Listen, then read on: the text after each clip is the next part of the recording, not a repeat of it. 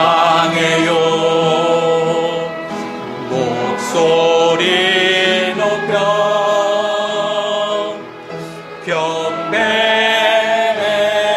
경배해요 내 영혼 기뻐 오 나의 왕 나의 목소리 주님 귀에 곱게 곱게 울리게.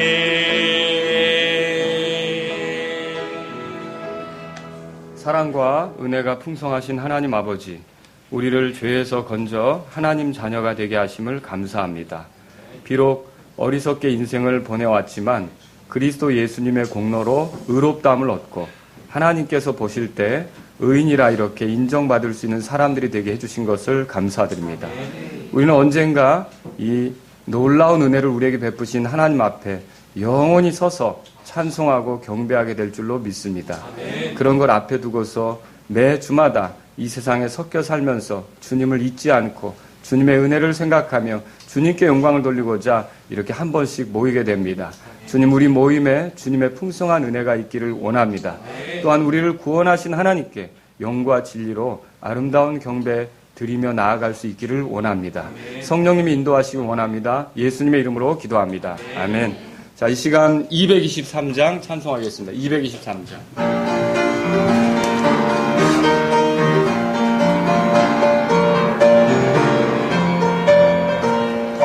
오랫동안 모든 죄 가운데 빠져 더럽기만 할 양 없던 우리를 아무 공로 없이 구원함을 얻어 하나님의 자녀 지금 되었네. 주의 그 사랑 한량 없도다 찬송할지어다 예수의 공로.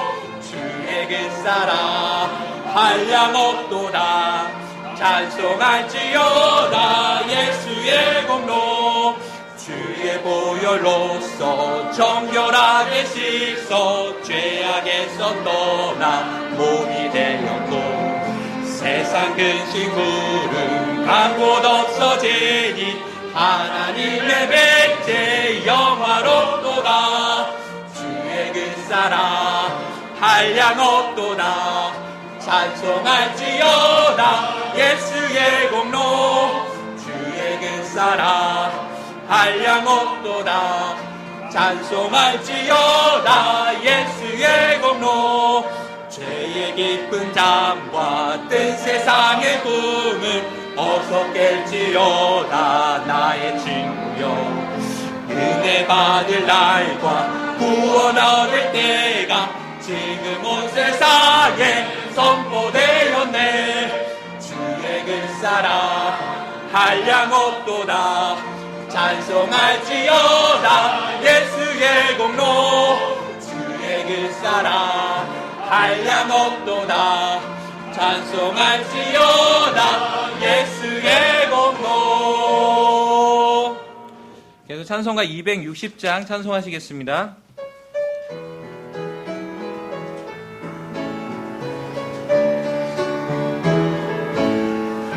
나의 죄를 정케하사 주의 일꾼 삼으신 구세주의 넓은 사랑 항상 찬송합니다.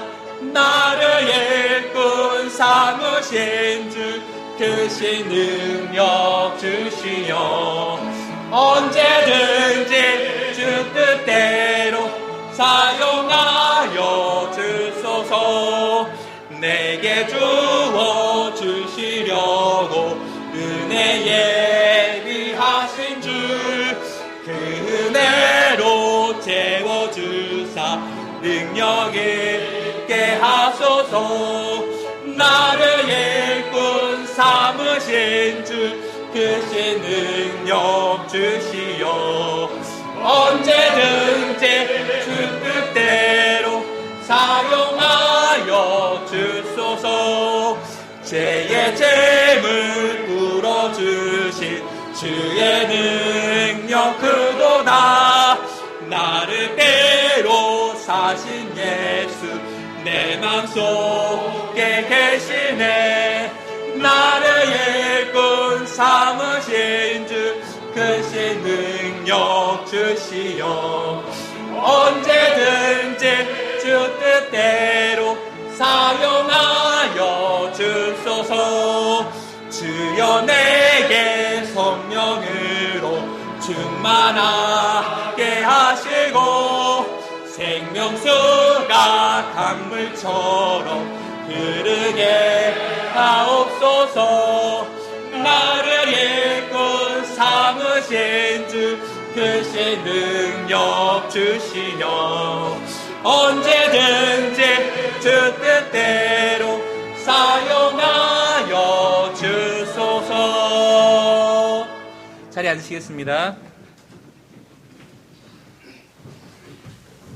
다 같이 기도하시겠습니다.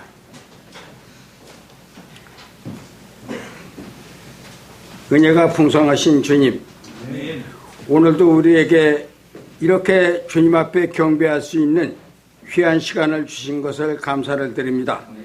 창세전 그리스도 안에서 예비된 구원을 통해 이렇게 거룩하고 흠이 얻게 하시려고 주님 갈보리에서 십자가의 죽으심을 통해 그리스도 안에 있는 구속을 통해 하나님의 은혜로 값없이 의롭다함을 얻게 하신 주님, 정녕 주님은 경배받으시기에 합당하시오매 주님의 이름에 합당한 영광과 존귀와 감사를 드리며 우리가 경배를 드립니다.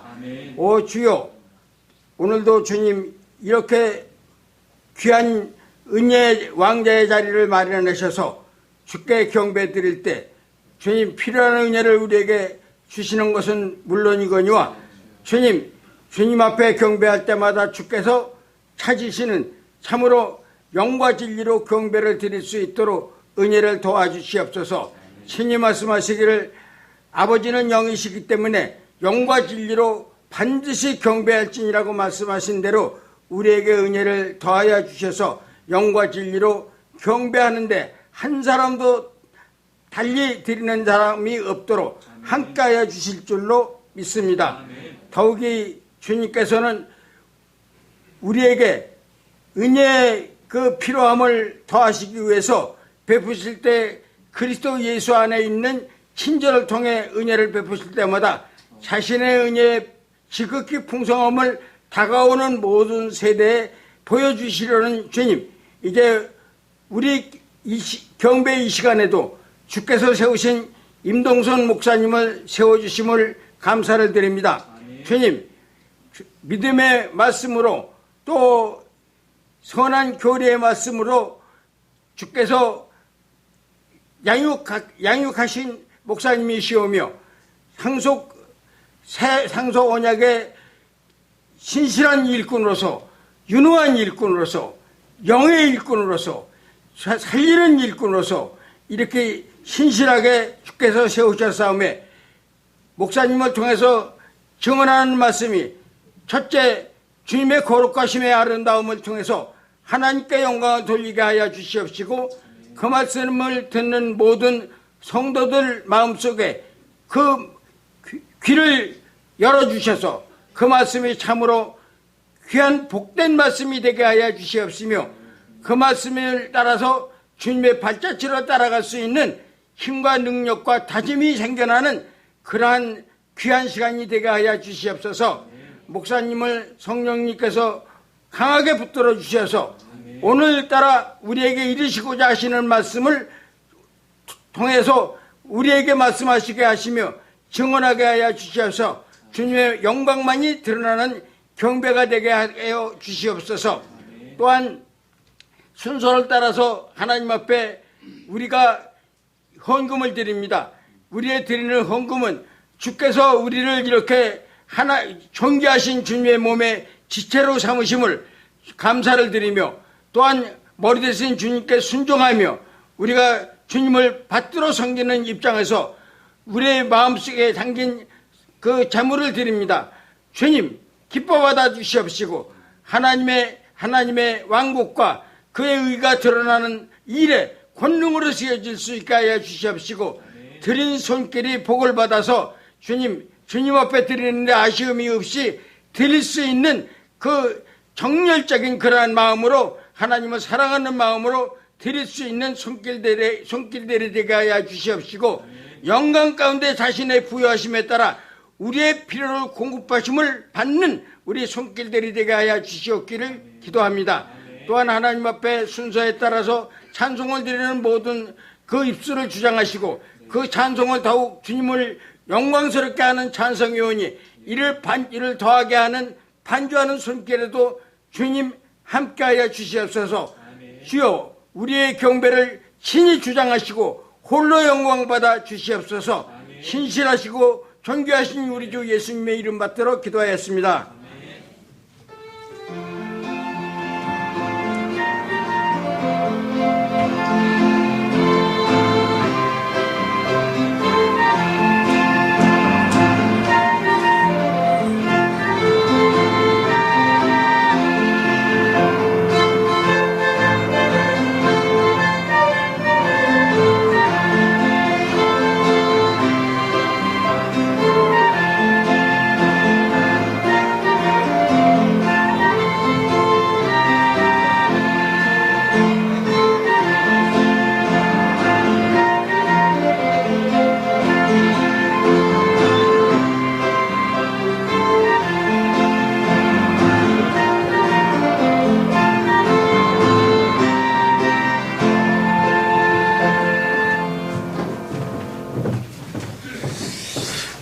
교회 소식을 전해드리겠습니다. 오늘 또 주님의 이름으로 경배하는 이 자리에 함께 하신 모든 분들을 환영합니다. 방문하신 분들 가운데 구원 상담이 필요하거나 교회 지체가 되기를 원하신 분들은 광고하는 저에게 말씀해 주시기 바랍니다. 오늘 오후 주의 만찬 모임을 갖겠습니다. 이번 주 화요일 11시에 자매 기도 모임이 있습니다. 11월 22일은 교회 창립 기념주일입니다. 가족 사진을 촬영하는 시간을 갖겠습니다. 마라나타 침례교회 역사 속에서 해마다 변해가는 성도들의 모습으로 기록으로 남기기 원합니다. 그날은 부산 성서침례교회 김효웅 목사님을 초대해서 말씀을 듣도록 하겠습니다. 11월 1일 주일에는 크리스트 필립스 형제님이 방문하시겠습니다. 10월 25일 다음 주 주일 오후 김세훈 형제님이 말씀을 전합니다. 많은 기도 바랍니다. 기초 성경 공부 11월 첫째부터 하고자 하는 분들은 김세훈 형제님께 신청 바랍니다. 선착순 접수입니다. 최대 8명까지입니다. 이상입니다. 예, 저희 오늘 교회에 처음 경배 참여하신 분 계셔서 잠깐 소개해 드리겠습니다. 이진아님 계신데 어디 계십니까? 잠깐 일어서 주시면. 예, 박수로 좀 환영하시겠습니다. 고맙습니다. 잘 오셨습니다. 이따가 끝나고도 이 아래에 식당이 있는데 같이 식사 교제하시고 이렇게 하면 좋겠습니다. 오늘 여러분이 점심 때 떡하고 귤을 드실 텐데 그 유미영 자매님, 우리 송영업 형제님 결혼 기념으로 여러분에게 감사의 뜻으로 제공하는 겁니다. 유미영 자매님 혼자 오셨어요 오늘? 네, 알겠습니다. 네, 여러분이 드실 때마다 아름다운 가정을 이루도록 더 기도하는 마음으로 감사하면서 드시면 좋겠습니다. 자, 이 시간에 우리 필그림 나오셔서 찬양하겠습니다.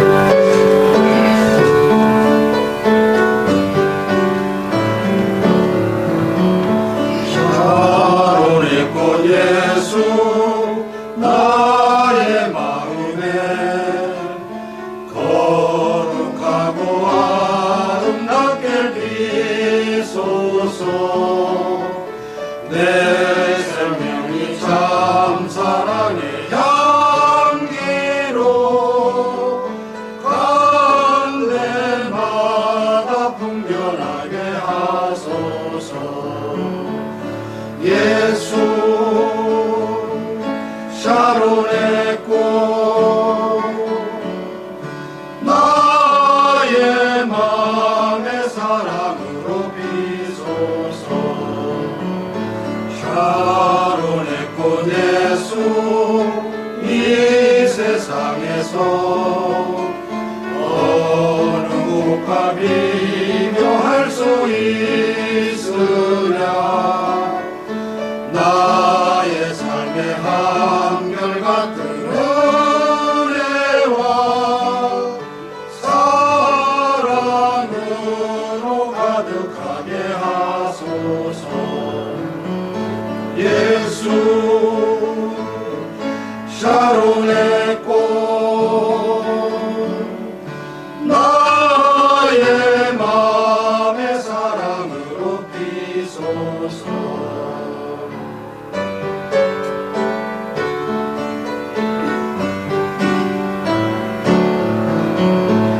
샤론의 꽃 예수 길이 비소서. 주의 영광이 땅 위에 가득해. 전하 만민 주님 앞에 엎드려 경배하며 영광 돌릴 때까지. 예수 샤론의 꽃 나의 맘의 사랑으로 비소서.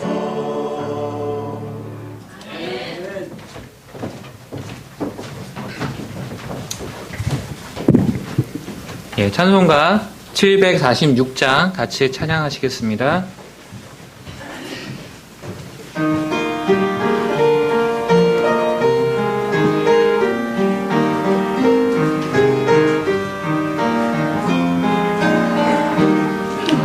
주님 나로 이 세상 나그네 되어 더욱더 주를 닮게 하사 오직 하늘의 소망만 생각하고 땅의 것들을 버리며 주 나를 인도해 방황하지 않고 하늘만 바라보게 하소서.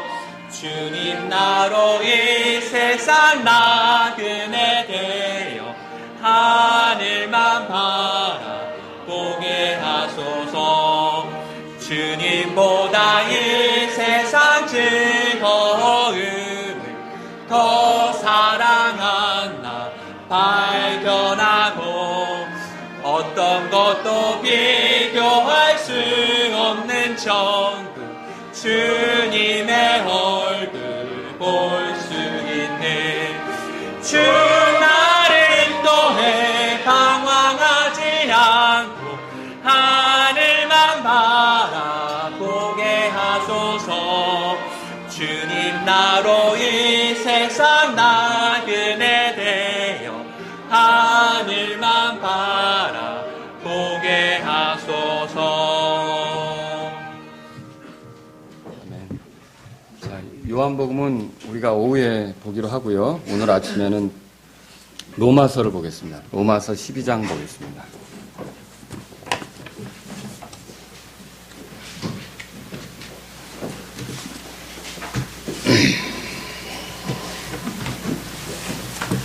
로마서 12장 함께 보겠습니다.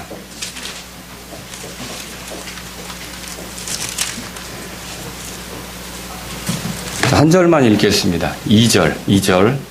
한 절이니까 우리 다 같이 함께 읽어볼까요? 2절 같이 읽겠습니다. 시작. 너희는 이 세상에 동화되지 말고 오직 너희 생각을 새롭게 함으로 변화를 받아 하나님의 그 선하시고 받으실 만하며 완전하신 뜻이 무엇인지 입증하도록 하라. 아멘. 오늘 말씀의 제목은 세상에 동화되지 말라. 세상에 동화되지 말라. 이런 제목으로 말씀 전하겠습니다. 기도하겠습니다.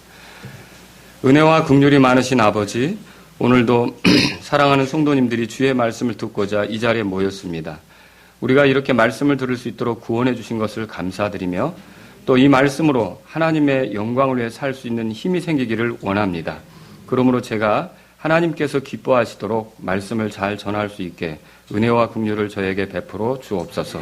성령님이 붙드셔서 말씀의 도구로 사실 많이 부족하지만 하나님께 영광이 되게 말씀을 전하게 하시고 또 말씀을 받은 성도님들 안에 믿음으로 반응함으로 반드시 열매가 있어 우리 주님이 기뻐하시는 삶이 되도록 인도해 주옵소서. 예수님의 이름으로 기도합니다. 아멘.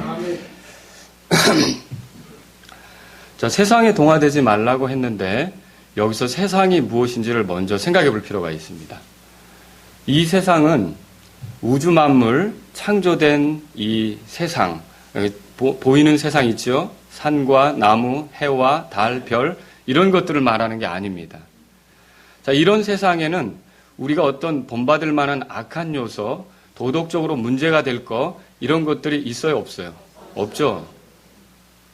이런 세상은 오히려 성경에 읽으면 뭐라고 되어 있냐면 하나님의 아들들이 나타나기를 기다린다고 되어 있어요. 로마서 8장에 나오죠. 그렇죠? 그러면 이 세상은 어떤 세상입니까? 이 세상은 하나님이 세상을 이처럼 사랑하사 자신의 독생자를 주셨으니 할 때 그 세상입니까? 그 세상도 아닙니다. 이 하나님이 세상을 이처럼 사랑하사 할 때 그 세상은 이뤄진 혼들을 말합니다. 하나님께서는 이뤄진 혼들을 사랑하셨습니다. 하나님께서는 이뤄진 혼들이 멸망하는 걸 원치 않으십니다. 하나님께서는 이뤄진 혼들이 구원받기를 원하셔서 이 땅에 자신의 구원자를 보내셨습니다. 그분이 누굽니까? 예수 그리스도이십니다. 그래서 사마리아 사람들은 이 예수 그리스도를 예수님을 가리켜 뭐라 그랬냐면 성경에 이렇게 써 있습니다. 요한복음 4장에 세상의 구원자 그리스도, 세상의 구원자 그리스도 이렇게 고백했단 말이죠.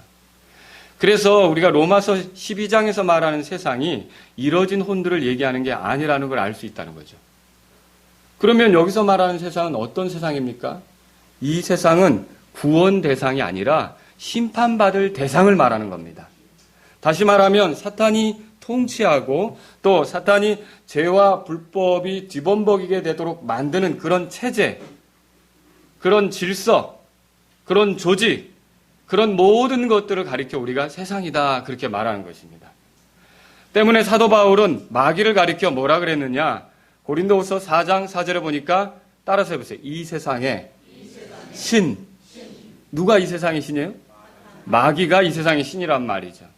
이 세상에서 세력을 가지고 이 세상에서 사람들이 하나님을 믿지 못하도록 온갖 방해를 하고 있는 존재가 누구냐? 마귀란 말이죠. 그래서 마귀를 이 세상의 신이라고 그랬고 또 이런 마귀를 따라 움직이는 것에 대해서 에베소서 2장에서는 뭐라고 말했느냐? 따라서 해보세요. 이 세상 행로를 따라 걷는 자. 예, 이 세상의 행로를 따라 걷는 사람이다. 그렇게 말하고 있다는 것이죠. 그래서 야고보는요. 이제 제가 사도 바울 얘기를 했지만 야고보는 뭐라 그랬냐면 이 세상과 친구가 되는 것이 하나님의 원수가 된다 그랬어요. 바로 이때 말하는 세상이 마귀가 주물럭거리며 온갖 무질서와 혼란과 죄와 범법들이 가득하게 만드는 그런 그 체제, 그런 것들을 세상이라고 할 수 있는 거죠. 그래서 또 요한은 뭐라고 말했냐면 요한일서 2장 보니까 이 세상이나 세상에 있는 것들을 사랑하지 말라 그랬어요. 그리고 예수님 또 뭐라고 말씀하셨냐면 요한복음 17장 14절에 보면 예수님 자신이 이 세상에 속하지 않았다고 했어요. 그리고 하나님의 말씀을 받은 사람들도 이 세상에 속하지 않았다고 했어요. 그래서 이 세상에 속하지 않았기 때문에 세상이 그들을 미워한다고 그랬어요. 예수님이 세상에 속하지 않은 것처럼 그들도 세상에 속하지 않았고 세상이 예수님을 미워한 것처럼 세상에 속하지 않은 그들이 누굽니까? 그러니까 우리들이죠. 우리들도 세상이 미워하게끔 되어 있다. 예수님이 그렇게 말씀하셨다는 거죠. 그럼 여러분 이제 어느 정도 이 세상에 대해서 이해하실 수 있겠습니까? 이 세상은 사악한 마귀가 흩뿌려 놓은 사상, 철학, 문화, 종교, 모든 법체제, 질서 이런 것들을 말하는 거예요. 이게 다 세상에 속하는 거죠. 그런데 왜 성경은 이 세상과 이 세상에 동화되지 말라고 말합니까? 이것은요, 세상이 묘해서 자기처럼 되도록 만드는 힘을 가지고 있다는 겁니다. 우리가 어떤 친구와 가깝게 지내면 그 친구의 생각을 따라하고 그 친구의 말을 따라하게 되고 그 친구가 하는 행동들을 따라하게 되는 경우 있죠. 그런 것처럼 이 세상과 가깝게 되면 어떻게 되느냐? 우리도 모르게 이 세상의 생각을 갖게 되고 이 세상의 말들을 하게 되고 이 세상의 행동들을 하게끔 된다는 거죠. 그래서 묘하게 이 세상을 닮아가게끔 돼 있기 때문에 그리스도인들에게 세상에 동화되지 말라고 말하는 것입니다. 이 세상에 동화되는 것은 결국 어떤 문제를 일으킵니까? 그리스도인 진영을 와해시킵니다. 쉽게 말하면 교회가 초토화되는 거예요. 교회가 박살나는 거예요. 교회가 문 닫는 거예요. 교회가 무너져 내리는 거예요. 복음이 힘을 잃는 거예요. 그리고 그리스도인들이 영향력을 발휘하지 못하게 되는 거죠. 이렇게 되는 문제가 생기기 때문에 이 세상에 동화되지 말라고 하는 겁니다. 여러분, 그런데도 불구하고 자신이 세상에 동화되고 있으면서 그것을 깨닫지 못하는 경우가 있어요. 이게 바로 무지입니다.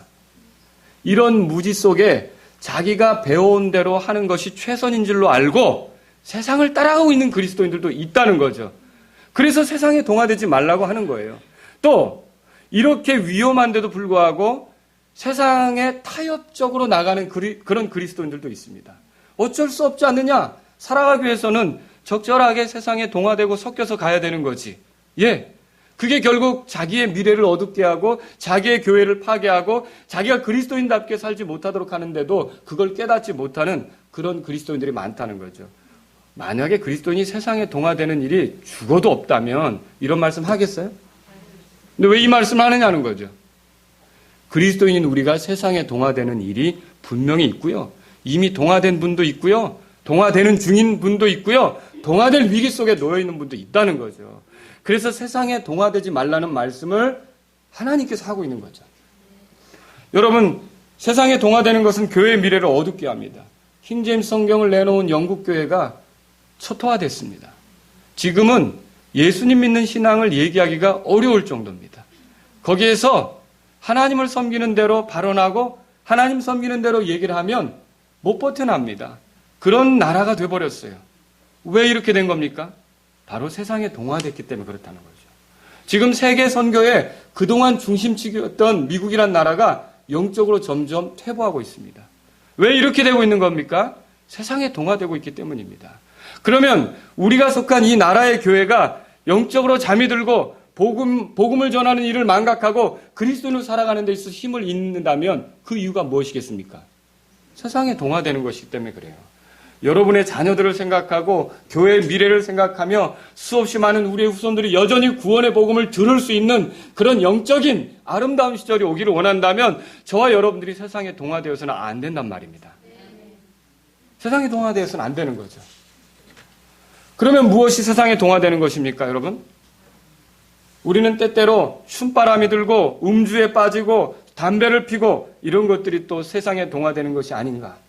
또는 영화를 즐기고 팝송을 즐기고 그리고 또 우리가 어떤 게임에 빠지고 이런 것들이 또 카드놀이를 즐기고 이런 것들이 세상에 빠지는 것이 아닌가. 자, 여러분 이건 세상에 동화된 결과들입니다. 사실 세상에 동화된 결과들이지 여기에서 말하는 세상에 동화된다는 것은 그런 차원의 것을 얘기하는 게 아니에요. 여러분과 제가 행동 양식이 좀 따라가는 거 얘기하는 거, 세상 사람들을 따라가는 거 얘기하는 거, 그게 아니라는 거죠. 세상에 동화되는 걸 뭘 말합니까? 12장 2절을 보세요. 로마서 12장 2절. 다 같이 한번 읽겠습니다. 시작. 너희는 이 세상에 동화되지 말고 오직 너희 생각을 새롭게 함으로 변화를 받아 하나님의 그 선하시고 받으실 만하며 완전하신 뜻이 무엇인지 입증하도록 하라. 자, 하나님의 뜻을 저버리고요. 생각 안에서 세상적인 사상을 받아들이는 것. 이게 세상과 동화되는 거예요. 그래서 여기 성경에 뭐라고 되어 있습니까? 너희의 생각을 새롭게 하라 그랬죠. 생각을, 세상의 생각을 따라가는 게 세상에 동화되는 거예요. 그러니까 우리의 생각을 지켜야 되는 거예요. 사실 생각이 건전하면 행동도 건전하게 돼 있어요. 근데 생각을 빼앗기니까 행동이 문제가 되는 거죠. 행동이 문제가 되니까 그리스도인다운 삶이 안 나오는 거죠. 저와 여러분들이 지켜야 될 것은 생각입니다. 생각을 새롭게 하라고 왜 말합니까? 바로 이 생각이 세상에 동화되기 때문에 그래요. 세상에 빠져드는 거예요. 세상의 사상을 받아들이는 거예요. 그러면 여러분, 처음에 교회는 어땠습니까? 초기의 교회는 마귀가 그리스도인들의 몸을 공격했습니다. 그렇죠? 근데 지금은 무엇을 공격한단 말입니까? 생각을 공격하는 거예요. 처음에 교회는요, 마귀가 그리스도인들을 핍박했단 말입니다. 근데 지금은요, 생각을 개조시키는 거예요. 그리스도인이지만 그리스도인다운 생각, 하나님 말씀에서 온 생각, 하나님께서 심어주는 생각, 성령님께서 허락하신 생각이 아니라 세상이 주는 생각으로 생각이 개조되게 만든다는 거죠. 여러분, 이게 얼마나 두려운 일인지 아십니까? 저와 여러분들은 가만히 넋놓고 살고 있지만 마귀는 이 일을 지난 2000년 동안 치밀하게 해왔어요. 많은 조직들을 거느리고 해왔어요. 교육이라는 그 체제 속에서 해왔어요. 문화라는 체제 속에서 해왔어요. 얼마나 치밀하고 정교하게 꼼꼼하게 이렇게 해왔는지 지금 대부분의 그리스도인들이 이 마지막 때에 이 세상에 동화되는 것에 대해서 아무 꺼리낌 없이 넘어가고 있어요. 마지막 때 주님은 우리에게 뭐라고 말씀하시는 겁니까? 세상에 동화되지 말라는 거죠. 생각을 지키라는 거죠. 사상을 세상의 사상으로 물들지 말라는 거죠. 그러면 세상이 우리에게 심어주는 사상이 어떤 것이 있습니까? 오늘 제가 이 설교를 통해 살펴보러 가는 게 그겁니다. 도대체 우리가 자주 빠져드는, 우리가 그 빠져서 허우적거리며 헤어나오지 못하는, 그리고 우리가 그 물 마시듯이 그렇게 마시게 되는 세상의 사상이 어떤 것이 있느냐는 거죠. 저하고 여러분이 이것을 함께 살펴보는 시간을 갖겠습니다. 제일 처음에 말씀드리고 싶은 게 뭐냐면요, 세속주의예요. 세속주의. 이 세속주의는요, 오늘 제가 주의 많이 해서 우리 할머님들이 좀 걱정이 되긴 해요. 목사님 설교에 왜 갑자기 주의가 많냐? 혹시 주님의 무엇이 아닌가? 그게 아니고 여기 주의는 생각, 사상을 얘기하는 거죠. 세속주의예요. 세속적으로 생각하는 사상이죠. 이 세속주의는 인본주의, 상대주의, 물질주의, 실용주의를 다 포함하는 용어예요. 이 세속주의에, 다시 말하면 세상에 동화되지 말라는 말은요, 세속주의에 빠져들지 말라는 말이에요. 그럼 세속주의가 뭘까요? 세속주의는요, 세계를 바라볼 때 눈에 보이는 것이 전부인 거예요. 우주를 바라볼 때 눈에 보이는 것이 전부예요. 시간이 되었든 공간이 되었든 보이지 않는 영역에 대해서는 믿으려 하지도 않고 인정하려 하지도 않는 거죠. 이게 바로 세속주의예요. 그래서 세속주의는요, 하나님의 영역을 인정하겠습니까? 안 하겠죠. 왜요? 하나님이 안 보이시잖아요. 세속주의는요, 영적인 세계를 인정하겠습니까? 안 하죠. 영적인 세계가 안 보이는데요. 눈으로만 판별이 돼야 되는데요. 세속주의는요, 죽은 이후에 관심이 있겠습니까? 없죠. 왜요? 죽은 다음을 어떻게 하냐는 거죠.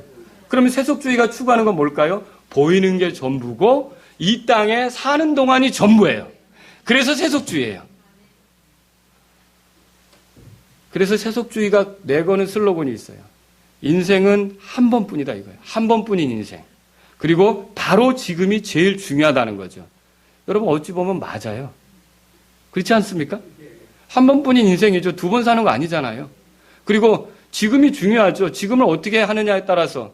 근데 세속주의는요, 내일을 생각해서 지금이 중요한 게 아니라, 보이지 않는 이후, 죽음 이후로를 생각해서 지금이 중요한 게 아니라, 그냥 보이는 게 지금이니까 지금이 전부라는 거죠. 이게 세속주의예요. 그러면 이런 세속주의에 빠진 사람이 하나님이나 심판이나 죄나 구원에 대해서 고민하겠습니까? 안 한다는 거죠. 보이지 않는 문제를 뭐하러 고민하며 사느냐는 거죠. 이 세속주의는 그냥 내가 사는 80년 혹은 70년 요때 잘 살고 그냥 가면 되는 거예요. 어디로 가는지도 모르고. 그거 알 바 아니에요. 관심도 없어요. 그냥 이 땅이 전부예요. 내가 한평생 사는 동안 그냥 잘 먹고 잘 사는 게 그게 전부예요. 이게 바로 세속주의라는 거죠. 그런데 여러분, 이런 세속주의가 얘기하는 게 과연 사실입니까? 성경은 그렇게 말하고 있습니까? 그렇지 않다는 거죠. 히브리서 9장 27절에 보면 한 번 죽는 것은 사람들에게 정해진 것이요. 그 다음 뭐라고 돼 있어요? 그 뒤에는 심판이 있나니 이렇게 써 있잖아요. 우리가 사는 지금이 전부가 아닙니다. 우리의 죽은 이유가 뭐가 있어요.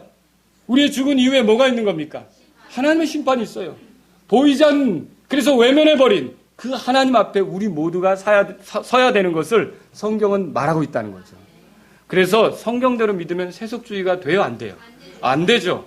사도 바울이 세속주의자입니까? 아니죠. 디모데후서 4장 보세요. 디모데후서 4장.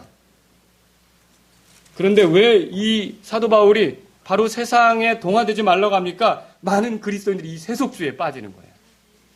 예수님을 믿어도 그게 어떤 사람 붙잡고 교회 다닌다고 하는데요. 예수님의 복음을 전하려고 하면 교회 다니는 게 중요하지요, 물론. 그런데 그거보다 더 중요한 게 구원받고 영원한 생명을 얻어야 됩니다. 그러면 교회 다니는데도 뭐라 그러냐면 나 그런 건 알 바 없어. 나 죽은 다음에 일은 나 알 바 없어. 그냥 마음 편하려고 다니는 거야. 여러분 이게 뭐예요? 세속주의의 영향을 받은 거예요. 세속주의의 영향을 받은 거라는 거죠. 디모데후서 4장 8절 보세요. 7절 8절 다 같이 읽겠습니다. 시작. 내가 선한 싸움을 싸우고 나의 달려갈 길을 마치고 믿음을 지켰은즉 이후로는 나를 위하여 의의 관이 예비되어 있나니 주 곧 의로우신 심판자께서 그날에 그것을 내게 주실 것이요 내게만 아니라 그분의 나타나심을 사랑하는 모든 자들에게도 주시리라. 자, 7절에 보면 선한 싸움을 싸웠다. 달려갈 길을 마쳤다.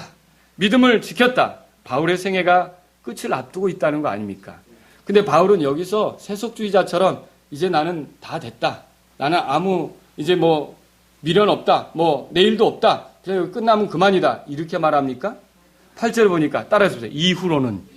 여러분 이게 중요한 겁니다. 사도 바울은 절대로 세속주의자가 아닙니다. 그는 자신이 이 땅에서 죽더라도 이후로 그동안 볼 수는 없었지만 하나님이 준비하신 왕국이 있다는 것, 하늘이 있다는 걸 믿었던 거죠. 하나님께서 준비하신 세계가 있다는 것을 믿었다는 것입니다. 보이는 이 땅이 전부가 아니라 보이지 않지만 자신을 위해 준비된 아주 귀한 곳이 있다는 것을 사도 바울은 믿었다는 것입니다. 그렇습니다. 오늘날 그리스도인들이 이 세상을 바라볼 때 하나님의 관점에서 볼 줄 알아야 합니다. 영혼과 관련해서 보아야 된다는 거죠. 복음을 받아들인다는 게 뭡니까?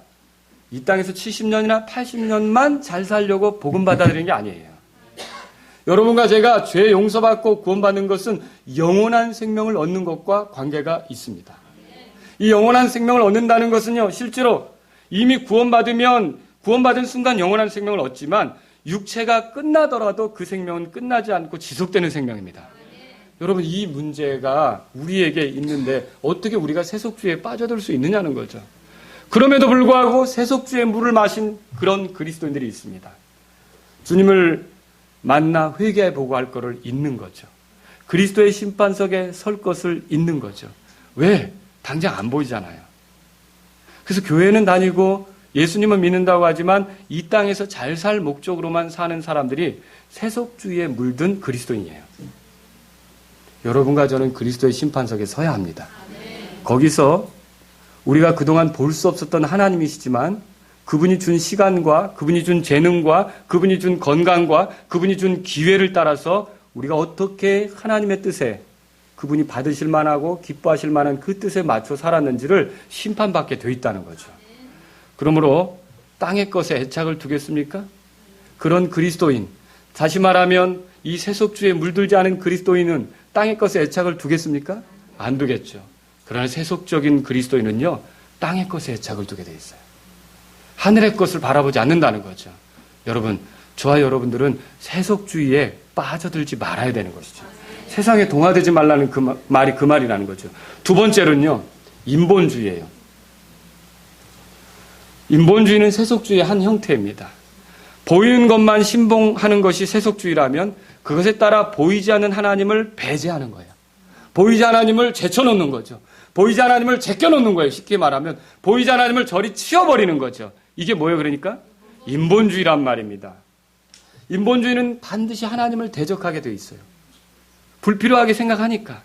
그런데 하나님이 보이지 않는 하나님이 계시다고 주장하는 사람들이 있으면 그들에 대해서 호의적이 될까요? 인본주의는 그들에 대해서 공격하겠죠. 보이는 것이 전부인데 왜 보이지 않는 하나님을 들이대느냐.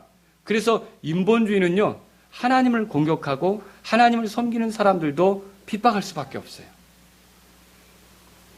근데 믿음은 뭡니까? 히브리서 11장 찾아보세요. 히브리서 11장 6절에 보세요.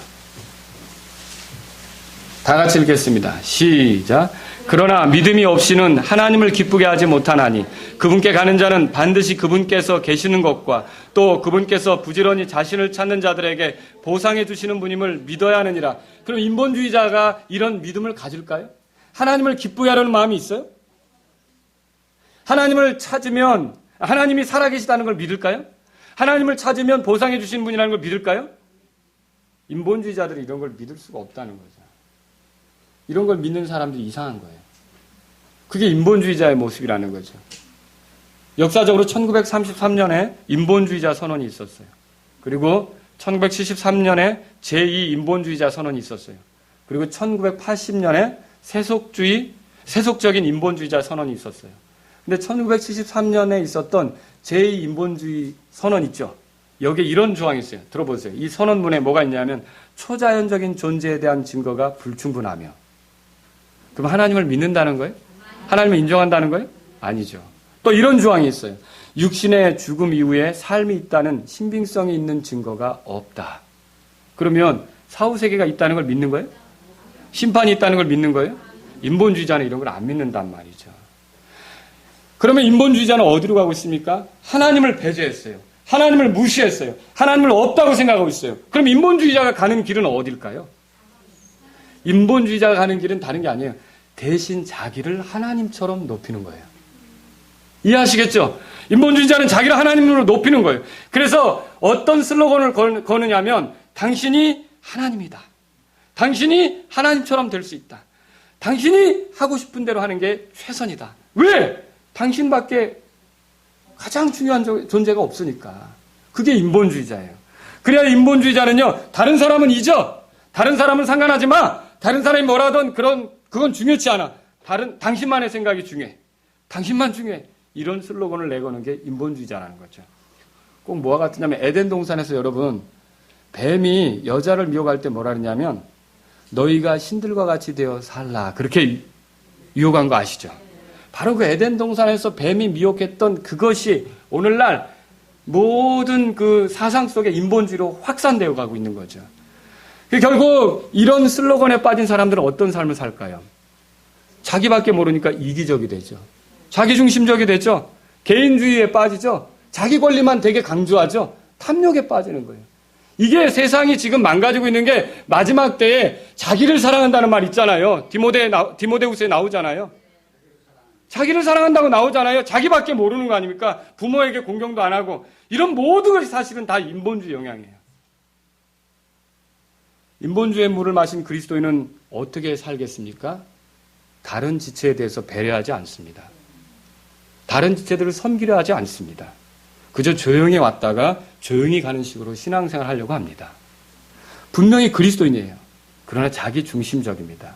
자기가 불편하면 안 합니다. 자기가 힘들어도 주님이 원하면 하는 것이 참된 그리스도인들이 따라야 될 길입니다. 그런데 인본주의 그리스도인은 자기를 섬겨야 되기 때문에 자기가 싫으면 안 하고 주님이 아무리 좋아해도 자기가 싫으면 안 합니다. 주님이 아무리 원해도 자기가 원하지 않으면 안 합니다. 자기가 하고 싶은 만큼만 하는 거고 자기가 원하는 만큼만 하는 거고 무엇이든지 그런 식으로 섬겨요. 이게 인본주의에 빠진 그리스도인의 특징이에요. 그래서 인본주의에 빠진 그리스도인은 어떻게 삽니까? 하나님을 섬기긴 해요. 그러나 하나님은 하수인입니다. 하나님은 결국 그 사람을 섬겨야 될 대상이 되는 거죠. 그래서 어떻게 삽니까? 인본주의에 빠진 그리스도인은요, 하나님을 자기 앞길을 열어주는 전령 정도로 생각해요. 비켜! 길 터주는 전령으로 생각하는 거죠. 인본주의에 빠진 그리스도인은요, 하나님께서 현재 내가 끙끙거리는 무거운 짐을 날라주는 짐꾼으로 생각해요. 내가 힘들어할 때는 열심히 도와주는 거죠. 그리고 이 인본주의에 빠진 그리스도인은 하나님이 내가 지나가면서 만든 문제거리를 뒤치다거리하는 그런 그 종으로 생각해요. 그러니까 하나님이 주인이에요? 자기가 주인이에요? 자기가 주인인데 교회는 떠나지 못해요. 자기가 주인인데 성경은 버리지 못해요. 자기가 주인인데 왜? 천국 가는 길이 있으니까. 그래서 열심히 교회는 다니지만 결국 자기를 섬기기 위해서 하나님이 필요할 뿐이에요. 한 번도 하나님을 위해 내가 있다고 생각을 못해요. 하나님을 위해 내가 살아야 된다는 걸 못해요. 생각을 못해요. 하나님의 영광을 위해 내가 있어야 된다는 것을 생각 못해요. 왜 그래요? 인본주의에 물들어 있기 때문에 그래요. 이 인본주의에 빠져들어서 자기가 주인인 거예요. 자기를 위해 모든 게 필요한 거예요. 내가 편하면 오케이예요. 여러분, 이게 인본주의에 빠진 그리스도인의 특징이라는 거죠. 자녀 교육도 어떻게 해요? 네가 좋으면 되었다. 이렇게 말하지 하나님께서 좋아하실까라고 자녀와 대화하지 않습니다. 또 네가 알아서 해라 이렇게 말하지 하나님의 뜻대로 해라 이렇게 권면하지 않는다는 거죠. 인본주의의 특징은 자기도 자기 중심으로 살아왔기 때문에 자기 자녀에게도 네 중심으로 살라고 얘기하는 거지, 하나님을 기억해라, 하나님 말씀을 존중해라, 하나님을 따라라, 하나님을 높여야 된다, 이거 없어요. 여러분, 이게 무서운 인본주의에 빠진 그리스도인들의 특징이에요. 그런데도 그리스도인이에요. 변함없이 주일날 교회 가요. 변함없이 찬송 불러요. 변함없이 기도한다고 하고요. 그런데 정작 무슨 기도냐? 자기를 위한 기도죠. 정작 왜 예배당에 가냐? 자기가 편하기 위해서 가는 거죠. 인본주의 그리스도인이 바로 이런 식이라는 거죠. 여러분, 세상에 동화되지 말라는 말이 무슨 말이에요? 이런 식의 그리스도인이 되지 말라는 말입니다. 또 세 번째로 드릴 말씀이 상대주의예요. 상대주의. 뭐라고요? 상대주의. 하나님에 대한 무시는요, 하나님에 대한 외면은 결국 무엇이 됩니까? 절대적인 게 있어요, 없어요? 하나님은 절대적인 분이시잖아요. 절대적인 게 없죠. 상대주의는요, 결국 절대적인 것을 거부하는 겁니다. 삶의 어떤 영역에도 절대적인 것이 없어요. 솔직히 우리가 현대 교육을 받았고 대학까지 졸업했다면 바로 이 세 가지 교육을 다 받은 셈이에요. 세 가지 물을 먹은 셈이라는 거죠. 얼마나 하나님 말씀으로 그거를 중화해냈느냐, 얼마나 하나님 말씀으로 그걸 여과해냈느냐, 얼마나 하나님 말씀으로 그 도끼를 빼내느냐의 차이지, 다 우리가 그거 먹고 살았어요. 어렸을 때부터 이 인본주의, 세속주의, 상대주의의 철학으로 꽁꽁 뭉쳐진 그런 교육을 받으면서 왔다는 거죠. 그런데 하나님 말씀 뭐라고 말합니까? 세상에 동화되지 말라고 하는 거죠. 상대주의는 실제로 참된 교육이 불가능해요. 상대주의는 참된 교육이 불가능해요. 왜 그렇습니까? 참된 교육의 목표는 뭡니까? 진, 선, 미의 추구예요. 진리를 추구하고 선한 걸 추구하고 아름다운 걸 추구한다는 거죠. 그런데 상대주의는요, 진리를 받아들일 수가 없어요. 왜냐하면 원래 진리의 성격이 절대적인 거 아닙니까? 진리가 아닌 걸 거짓이라고 드러내는 게 진리가 아닙니까? 그런데 상대주의를 붙잡으면 진리를 인정할 수 있습니까? 그거 말고도 다른 것이 보이는데, 또 무엇이 선이고 무엇이 악인지, 무엇이 악이고 무엇이 선인지 분간할 수 있습니까? 다 나름 가치가 있는 것인데, 무엇이 추하고 무엇이 아름다운지 이거 분간해낼 수 있느냐는 거죠. 상대주의로서는 제대로 된 교육을 할 수가 없어요. 기준이 없기 때문에 제대로 된 교육을 할 수 없어요. 여러분, 그래서 그런 영화들이 있어요. 남편과 자녀들의 부재 중에 가졌던 불륜. 뭐 보신 분도 있을 거예요. 평생 아무도 모르게 간직했죠. 뭐 도망가지 않은 건 다행이었어요. 그런데 죽은 다음에 자녀들이 그걸 발견해냈어요. 근데 자녀들은 그 불륜을 보면서 엄마도 이렇게 아름답게 산 부분이 있었네? 여러분, 말하자면 그런 불륜이 정말로 아름답게 인식이 되는 것은 결국은 상대주의 교육의 열매예요. 하나님의 관점에서는 뭐예요? 죄죠. 그러니까 하나님을 외면하고 하나님을 삶에서 인정하지 않고 그냥 이렇게 하다 보니까 이것도 저것도 아름다운 거예요. 상대주의에서는요, 아름다운 게 따로 없어요. 때로는 그 부정한 일도 아름답게 비춰줄 수 있어요. 그것도 인생이라고 인정받을 수 있어요. 그것도 나름 가치 있는 것이라고 인정받을 수 있어요. 이게 상대주의란 말입니다. 근데 많은 그리스도인들도 이런 상대주의의 물을 마시고 세상과 동화되고 있다는 거죠. 상대주의에서 자녀 교육이 제대로 되겠습니까? 이 상대주의가 바로 포스트 모더니즘하고 관계가 있는 거죠. 이 상대주의가 뭐예요? 그러니까 자녀 교육 제대로 못해요. 무엇이 옳은지 그른지 절대적인 기준이 있어요? 없어요? 없죠. 가르치는 게 곤란해요. 그래서 그냥 자녀들에게 뭐라고 합니까? 네가 좋은 대로 해, 이거예요. 이리 하든 저리 하든 나름대로 다 의미가 있어. 선한 것도 없고 악한 것도 없어. 아름답고 것도 없고 추한 것도 없어. 진리도 없고 거짓도 없는 거야. 그냥 네가 좋은 대로 해. 이게 상대주의에 빠진 거죠. 그리스도인들도 이런 상대주의의 물을 먹고 살아가고 있어요. 그래서 결국은 네 느낌에 충실해. 네가 중요한 거야. 지금이 중요한 거야. 나중에 하나님 만날 것에 대한 생각은 하나도 자녀들에게 주입시키지 않습니다. 네가 어떻게 살았는지 하나님 앞에 결산해야 된다. 이것은 하나도 주입시키지 않습니다. 그냥 현 세상에서 네가 좋으면 그만이야. 여러분 이게 상대주의 철학이라는 거죠. 이 상대주의는 종교 영역에도 혼란을 빚습니다. 종교 통합의 길을 열어주죠. 상대주의에서 왕따를 당해야 될 종교가 하나 있습니다. 자신에게만 구원이 있다고 말하는 종교죠. 자기에게만 영원한 생명이 있다고 말하는 종교죠. 자기에게만 구원자가 있다고 말하는 종교죠. 이 종교가 뭐죠? 그래서 상대주의에서 제일 왕따되는 인물이 누굽니까? 예수님이에요. 그런데도 그리스도인이 상대주의를 따르고 있어요. 기준도 없이. 여러분, 하나님은 우리가 기준 없이 사는 걸 원치 않습니다. 왜 이 성경을 줍니까? 폼나게 그리스도인 표시 내게 들고 다니라고? 차에다가 어떤 사람은 이렇게 불교도인이 달아놨으면 나는 성경책 그 차 본네트에 올려놓고 기독교인 표시하라고? 아니라는 거죠.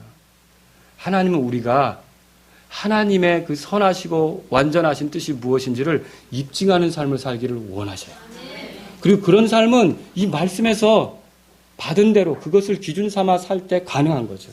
근데 상대주의는 뭡니까? 그게 없어요. 그냥 그리스도인인데 자기 기준이 없어요. 하나님께로부터 받은 기준이 없어요. 여러분, 예수님 뭐라고 말씀하셨어요? 내가 곧 길이요 진리요 생명이니 나를 통하지 않고는 아무도 아버지께로 올 자가 없다 그랬죠. 예수님이 절대적인 걸 제시하셨어요. 진리는 원래 절대적인 거예요. 그게 선이란 말이죠. 거기에 아름다움이 있단 말이죠. 예수님이 그런 진리를 제시하셨는데 상대주의에서는 예수님이 좋아 보일까요? 상대주의에서 생각하는 것은요, 이것도 저것도 옳다고 말하지 않아야 그게 진리가 되는 거죠. 여러분, 그것처럼 판별하기 어렵게 만드는 게 여러분 그게 정말 그리스도인으로서 합당한 삶을 살도록 하는 겁니까? 마귀는 그렇게 되기를 원한다는 거죠. 여러분이 이런 상대주의에 물을 마시고 있다면 다 그 체질을 개선해야 돼요.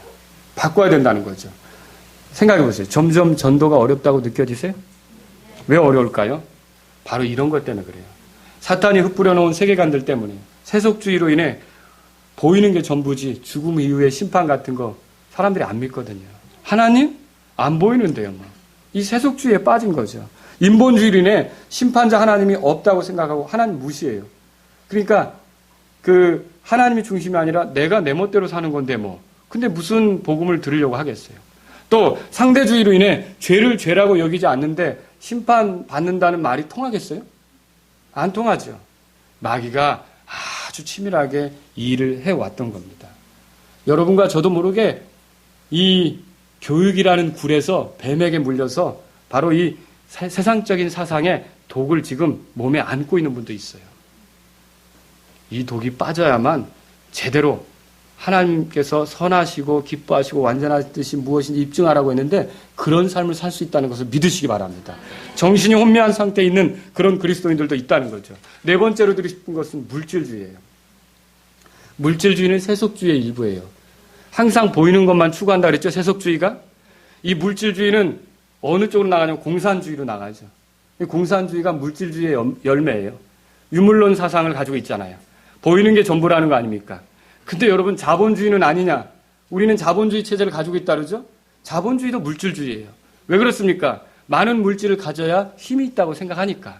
그래서 다 양쪽으로 다 사실은 우리가 미국에 정치할 때 공화당이니 민주당이니 다 짜고 한다 그러죠? 공산주의니 자본주의니 다 마귀가 이렇게 저렇게 만들어 놓은 거예요. 거기서 물질을 숭배하게 만드는 거죠. 여러분 어떻습니까? 자기 일을 도와주는 백악관의 직원 르인스키와 성추문에 휩싸였던 어떤 대통령이 있어요. 제가 말만 하면 여러분이 알 거죠. 그런데 그 사람이 아무렇지도 않게 넘어갔어요. 왜 넘어갔습니까? 그때가 미국이 경제적으로 굉장히 호황을 누릴 때인데 경제적으로 먹고 살게만 한다면 문제될 게 없다는 거죠. 그게 물질주의예요. 물질주의에서는 도덕적인 가치를 찾기 어려워요. 돈만 많이 벌면 최고예요. 많이 만질 수 있으면 최고예요. 이런 상태에 빠진 그리스도인들은 도덕적인 가치에 대해서 중요하게 생각하겠습니까? 생각하지 않는다는 거죠. 사람들에게 있어 마돈나는 뭡니까? 도덕적이고 거룩한 영웅입니까? 아니죠. 그저 섹시한 옷과 또 돈과 또 유명세와 쾌락을 대표하는 사람이죠. 근데 어때요? 세상은 이상하게 예능 프로그램, 재능 프로그램, 스타 발견 프로그램, 뭐 X 나오고 뭐 있잖아요. 이런 많은 것들을 통해서 어떻게 하면 이 세상에서 거룩하게 살아갈지를 사람들에게 부채질하고 격려하고 하는 게 아니라 바로 그런 물질주의의 허영을 쫓아가게 만든다는 거죠. 그런데 그리스도인 부모도 자기 자녀들을 그런 식에 맞춰 키우려고 한다는 거죠. 만일 예수님이 물질주의를 추구하셨다면 그렇게 살지 않으셨을 거예요. 여러분, 예수님에 대해 성경을 발견할 때 예수님은 빌린 마구간에서 태어나셨어요. 또 빌린 나귀를 타셨어요. 빌린 다락방에서 마지막 유월절을 보내셨어요. 또 빌린 무덤에 예수님이 돌아가신 뒤에 묻히셨어요. 여러분, 예수님은 자기 소유에 집착했습니까? 많이 가지려고 했습니까? 그게 아니라는 거죠. 만일 물질주의를 따른다면 우리는 예수님과 전혀 다른 방식으로 살 수밖에 없습니다. 물질이 전혀 필요 없다는 말은 아닙니다. 육신이 있기 때문에. 그런데 돈을 사랑함이 모든 악의 뿌리란 말 들어보셨죠? 하나님과 재물을 겸하여 섬길 수 있습니까? 물질이 전부가 되면 하나님 앞에 가난하게 된다는 거, 하나님 앞에 빈털터리가 된다는 걸 누가복음 12장에 어리석은 부자 이야기를 통해 여러분 알지 않습니까? 바로 이 물질주의는요, 사람을 망치는 거예요. 일확천금을 노리고 빨리 부자가 되게 하려는 거, 남의 것을 갈취해서 부당한 이득을 취하려고 하는 거.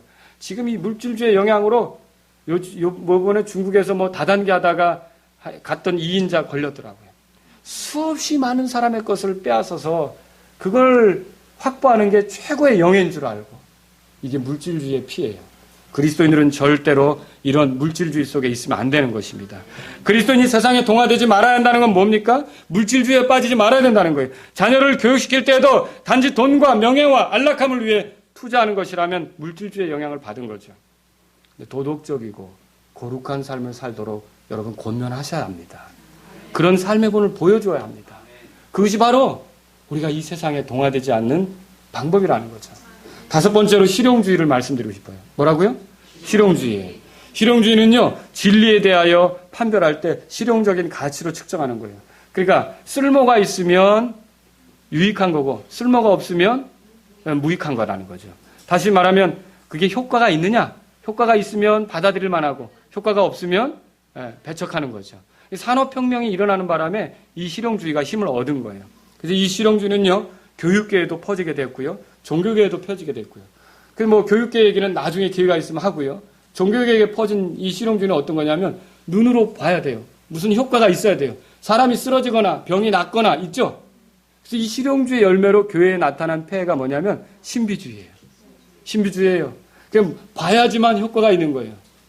그래서 사람들이 이 실용주의에 빠지면요, 어때요? 예수님 믿는 것도요, 그리스도인이지만 만사형통을 부르짖게 돼요. 무슨 일을 만나든지, 그리고 옛날 그렇게 불렀죠. 만사형통하리라. 실용주의의 작품이에요. 우리는 무슨 일을 만나든지 예수 인도하시네. 어느 상황에 있든지 우리가 뭐 만사형통이 아니라 이 땅에서 우리가 쭈그러들고 깨지고 부서지고 마침내 죽으면 우리는 그분 안에서 쉬면 되는 거예요. 근데 이 실용주의의 영향을 받은 그런 신앙 때문에 결국은 뭐예요? 잘 돼야 된다는 거죠. 효과가 있어야 된다는 거죠. 예수 믿으면 그 결과가 좋아야 된다는 거죠. 물질적으로 더 부유해지고요, 건강하고 어려움 없이 사는 삶을 막 추구하죠. 그래서 만약에 실용주의적으로 그리스도인이 되면 뭐가 안 되고 아프고 집안이 자꾸 이상한 일이 생기면 믿음이 없는 줄로 생각해요. 믿음 부족이에요. 믿음 부족. 때로는 고난당할 수도 있잖아요. 때로는 주님이 우리를 단련시킬 수도 있잖아요. 그죠? 이게 실용주의에 빠진 그리스도인들이 결국 그걸 만들어내는 거예요. 그래서 시골교회에 그런 사람들 많아요. 부흥 강사들이 한 번씩 가가지고 이거 뭐 저희 장모님한테 한 번씩 들으면 믿으면 뭐 하면서 안 됐어요. 믿음이 부족한 거야. 이렇게 되는 거예요. 안 되면 믿음이 부족한 거죠. 그러면 이 여린 시골분 할머니들이 목사님 부흥 강사를 탓하겠어요? 내 믿음 탓을 하겠어요? 내 믿음 탓을 하죠. 사실은 그게 아닌데. 그죠? 이게 실용주의의 폐해예요. 신비주의 체험, 쓰러짐, 환상, 특별한 현상이 수용되고 있어요. 이런 식으로 이 사상을 교회가 받아들이고 그리스도인이 받아들이면 정말로 효과를 보기 위해서 이산저산 쫓아다니는 거예요. 뭐라도 하나 뽑아야 되고 뭐가 나타나서 막 번뜩이는 계시가 있어야 되고 이게 다 실용주의 영향이에요. 세상에 동화되지 말라고 주님은 지금 우리에게 말씀하신다는 거죠. 말씀을 정리합니다. 제가 세 가지를 말씀드리려고 해요. 첫 번째로요, 세상에 동화되지 말라는 경고는 동화될 수 있기 때문에 하는 말이라는 거죠. 이미 동화된 사람도 있고 동화되어 가는 사람도 있고 동화될 위험에 처한 사람도 있습니다. 그리스도인이 세상을 살아가기 위해 분주한 사이에 사탄은 아주 치밀하게 조직적으로 체계적으로 얼마나 열심히 그리스도인들의 생각을 개조하기 위해서 일해왔는지 모릅니다. 교육 안에서, 미디어 안에서, 문화 안에서, 정치 안에서, 조직 안에서, 모든 놀이 안에서 얼마나 그리스도인 생각을 개조하기 위해서 노력해왔는지 모릅니다. 여러분이 생각하고 있는 것이 여기 로마서 10장 가보세요. 12장 2절 다 같이 읽겠습니다. 시작. 너희는 이 세상에 동화되지 말고 오직 너희 생각을 새롭게 함으로 변화를 받아 하나님의 그 선하시고 받으실 만하며 완전하신 뜻이 무엇인지 입증하도록 하라 그랬어요. 여러분의 생각이 성경에서 온 것인지 내가 자라오면서 받은 교육의 열매인지를 점검해 보셨습니까? 여러분의 생각이 하나님의 그 선하시고 받으실 만하며 온전하신 뜻과 일치하는 것인지 세상의 철학과 일치하고 있는지 여러분 점검해 보셨습니까? 세속주의나 인본주의나 상대주의나 물질주의나 이런 모든 그런 그 실용주의나 이런 것들은요, 그리스도인들이 품어서는 안 되는 사상이라는 거죠. 이건 하나님께로부터 온 게 아니라 그리스도인 생각을 개조시키기 위해서 놀랍게 마귀가 일해서 나온 작품이라는 거죠. 그래서 여러분과 저는 정신을 차려야 돼요. 두 번째로 여러분에게 말씀드리고 싶은 게 있습니다. 그동안 먹어온 것으로 세상적이 된 체질을 여러분 한 번에 바꿀 수 있다고 생각하십니까? 아마 쉽지 않을 것입니다. 독을 빼내는데도 시간이 걸리고요. 체질을 개선하는데도 시간이 걸려요. 그렇죠? 그렇지만 어때요? 내가 먹은 것 이상으로 다른 물을 먹어야 내 체질이 바뀌는 거 아닙니까? 그런데 어때요?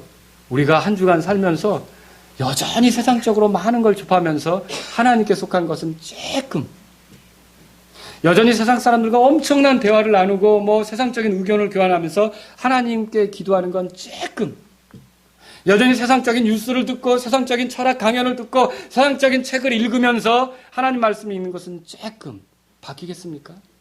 안 바뀐다는 거죠. 여러분과 제가 영적으로 하나님이 받으실 만한 그런 뜻, 선하신 뜻, 완전하신 뜻을 입증하는 그런 체질로 개선되기를 원한다면 사실 지금 우리가 받아왔던 것 이상으로 더 하나님께 관심을 갖고 열정을 내야 된다는 걸 믿으시기 바랍니다. 더 기도하고요. 더 성경 보고요. 더 주님 앞에 무릎 꿇고요. 더 주님을 알려고 하는 자세. 이 경배에 참여해서 하나님 말씀을 들으려고 하는 자세. 매번 그걸 곱씹으면서 되새기면서 하나님의 뜻이 무엇인지를 알고 겸손하게 그것을 따르려고 하는 자세가 있을 때 여러분의 제 체질이 바뀌어지고 삶이 달라지고 주님이 기뻐하시는 삶이 나오시는 걸 믿으시기 바랍니다. 세 번째로 드리신 말씀이 이거예요. 어떤 사람이 구원받지 못하는 것은 결국 이 세상이 심어놓은 사상 때문이라는 거죠. 그게 바로 여러분 마귀가 이 세상 신이라 그랬잖아요. 그 믿지 않는 자들의 눈을 가린다 그랬잖아요. 커튼 치듯이 가리잖아요. 그렇죠? 그게 바로 그런 거예요. 그런 사상을 앞에 전개해 놓으니까 하나님을 볼 수 없는 거죠. 여러분 세속주의는 보이지 않는 하나님, 죽은 이후의 심판을 비웃습니다. 인본주의는 하나님을 존중하며 사는 것, 하나님을 외면하는 것이 죄라는 것을 비웃습니다. 상대주의는 이것은 죄고 이것은 죄가 아니고 이걸 비웃습니다. 또 물질주의는 현세에서 더 많은 소유를 갖고 사는 게 전부입니다. 실용주의는 물질적으로 세속적으로 효과가 없으면 받아들이려고 하지 않습니다. 이런 거에 빠진 사람들이 복음을 받아들이겠냐는 거죠. 근데 그리스도인들도 설득하기 어려워져 가고 있어요. 왜냐? 그리스도인들도 그 물에 빠져들어가고 있기 때문이죠. 그 물을 먹고 있기 때문이죠. 나도 힘들어서 버거운데 어떻게 그 물에 빠진 사람을 건져낼 수 있겠냐는 거죠. 여러분, 우리 자신을 한번 돌아보아서 사탄이 준 물로 체질이 심각하게 악화되어 있다면 그 이뤄진 자들을 위해서라도 내가 세상에 동화되지 않아야 된다는 것을 깨달으시기 바랍니다. 여러분, 세속주의에 빠진 그리스도인은 그리스도의 심판석을 잇습니다. 인본주의에 빠진 그리스도인은 자기중심적이 됩니다. 상대주의에 빠진 그리스도인은 기준 없이 삽니다. 물질주의에 빠진 그리스도인은 현세 기복적이 됩니다. 실용주의에 빠진 그리스도인은 신비주의에 빠지고 볼거리만 찾아 쫓아다니는 거죠. 근데 하나님께 속한 것은요, 영적인 복이고 보이지 않는 곳에서 우리를 위해 하나님이 역사하고 있고, 우리가 지금 볼 수는 없지만 보이지 않는 미래에 우리를 위해 뭔가 좋은 상속이 준비되어 있고, 여러분 그렇게 믿으신다면 세상에 동화되는 삶이 아니라, 그렇다, 내가 세상의 물을 내 삶 속에서 빼고 정말로 하나님의 선하시고 받으실 만하며 완전하신 뜻이 무엇인지 입증하는 삶을 살아야겠다, 이런 뜻을 가지실 수 있기를 주의 이름으로 바랍니다. 우리 다 같이 일어서시겠습니다. 164장 찬송을 드리려고 합니다. 혹시 우리도 모르게 내가 이런 세상에 동화된 삶을 살아왔다니, 세상에 동화된 삶을 살고 있다니, 세상에 동화되는 삶의 위협 속에 놓여 있다니, 하나님, 제가 세상에 동화되지 않는 삶으로 주님을 드러내고 주님의 선하시고 완전하신 뜻, 또 주님이 기뻐하시는 뜻이 무엇인지를 입증하는 삶을 살기를 원합니다. 그리고 아직 이 세상에 동화되어 사는 많은 사람들에게 제 자신이 다가가 손을 내밀 수 있도록 제가 먼저 영적으로 건강한 사람이 되기를 원합니다. 여러분, 이런 마음이 있다면 이 시간 주님께 도움을 요청하십시오. 주님은 우리를 아십니다. 우리가 그동안 먹어왔던 많은 것들을 토해내야 하고요, 우리가 그동안 마셨던 물이 우리에게서 빠져야 되고요, 우리가 그동안 가졌던 맞았던 독이 우리에게서 해소가 돼야 됩니다. 여러분, 세상에 동화되는 삶은 주님을 기쁘게 할 수 없습니다. 정말 하나님께로부터 온 것으로 내가 채워지기를 원한다면 이 시간 주님께 나아가십시오. 우리 164장 찬송 드리겠습니다.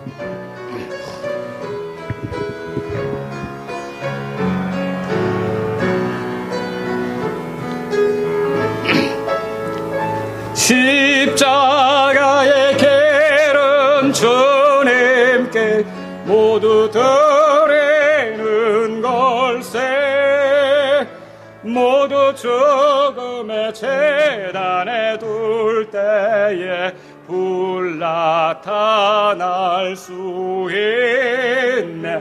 십자가의 길을 누가 가려는가, 주를 위하여 누가 갈까. 모두 주님께 드린 사람이여 주님께 순결한가.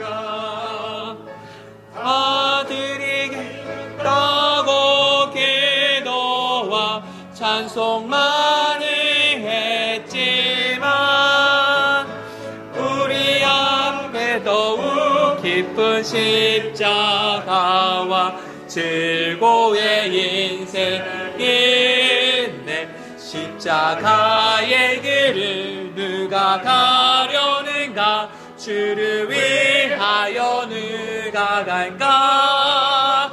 모든 주님께 드릴 사람이여 주님께 순결한가. 변절하지 않고 끝까지 모든 것 있는다며 너는 영원히 풍성한 생명으로 충만하게 되리라. 십자가의 길을 누가 가려는가, 주를 위하여 누가 갈까. 모두 주님께 드릴 사람이여 주님께 순결한가. 죽음 거쳐 생명 얻음이 주의 구원이시니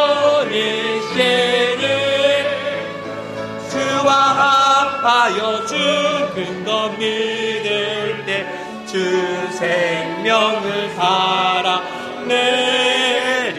십자가의 길을 누가 가려는가, 주를 위하여 누가 갈까. 모두 주님께 드릴 사람이여 주님께 순결한가. 중요한 건 주의 뜻이요 나의 유해가 아니니 주의 인도를 온전히 따르며 주님 더 얻게 되리. 십자가 누가 나의 길을 누가 가려는가 주를 위하여 누가 갈까 나를 부르시는 주님 따르길 내가 심히 원하네. 기도하겠습니다.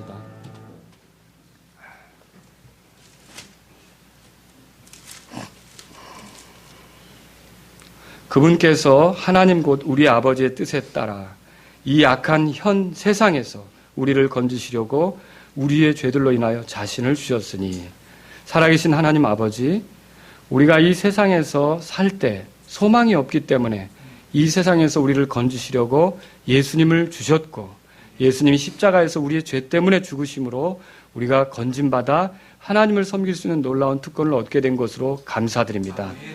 그럼에도 불구하고 우리의 삶은 주님이 우리를 구원해 주셨다고 좋아하면서 한편으로는 여전히 악한 현 세상이 만들어 놓은 것들에 동화되고 있다면 주님 오늘 우리가 완전히 거기서부터 돌아서기로 하는 날이 될 수 있도록 인도해 주옵소서. 주님이 기뻐하시는 삶의 방식을 취하고자 우리가 그동안 먹었던 거, 이 세상적인 사상, 우리가 그동안 마셔왔던 거, 이 세상적인 철학, 이런 것들로부터 돌이켜 하나님께서 우리에게 제시한 말씀에 따라 걸으려고 하는 우리들이 될 수 있도록 인도해 주옵소서. 주님은 우리의 삶을 다시 세상에 뺏기는 걸 원치 않으십니다. 건지신 이 삶, 피로 값주고 산 이 삶으로 세상에 맞추어 살기보단 하나님의 영광을 위해 주님의 뜻에 맞추는 것을 원하오니 그렇게 우리가 될 수 있도록 인도해 주옵소서. 우리를 세상으로부터 건지신 예수님의 이름으로 기도합니다. 아멘.